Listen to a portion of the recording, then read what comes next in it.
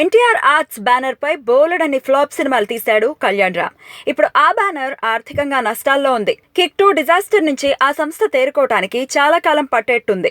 అన్నయ్యని ఏదోలా ఆదుకుందామని ఎన్టీఆర్ కూడా డిసైడ్ అయ్యాడు. అందుకే ఎన్టీఆర్ ఆర్ట్స్ బ్యానర్ పై ఓ సినిమా చేయడానికి పచ్చ జెండా ఊపాడు. జనతా గ్యారేజ్ తర్వాత ఎన్టీఆర్ కళ్యాణ్ రామ్ బ్యానర్ లోనే ఓ సినిమా చేయాల్సి ఉంది. దర్శకుడు ఫైనల్ అయితే ఈ సినిమాని పట్టాలెక్కిచ్చేస్తారు అని అనుకున్నారంతా. అయితే నిర్మాతగా కళ్యాణ్ రామ్ సిద్ధంగా లేడని టాక్. తాజాగా ఇజంతో కళ్యాణ్ రామ్ 6 కోట్ల వరకు నష్టపోయాడని ప్రచారం జరుగుతోంది. ఆ సినిమా విడుదలై ఒకవేళ ఫ్లాప్ అయితే మరింత నష్టాన్ని భరించాల్సి ఉంటుంది. ఈ దశలో ఎన్టీఆర్ తో సినిమా చేయడానికి భారీ బడ్జెట్ ను సమకూర్చుకోవాలి. అందుకే ఆర్థికంగా అంత భారం మోయటం ఇష్టం లేక నిర్మాతగా డ్రాప్ అవ్వాలని భావిస్తున్నాడట కళ్యాణ్ రామ్. ఈ విషయాన్ని ఎన్టీఆర్ కూడా చెప్పేశాడట. దాంతో ఎన్టీఆర్ నెక్స్ట్ సినిమా కోసం మరో నిర్మాతని రంగంలోకి దించాల్సిన పరిస్థితి వచ్చింది. ఒకవేళ ఈ సినిమా ఎన్టీఆర్ బ్యానర్ లోనే చేసినా బయట నుంచి డబ్బులు పెట్టేది మరొకరని, కళ్యాణ్ రామ్ పేరుకు మాత్రమే నిర్మాత అని తెలుస్తోంది.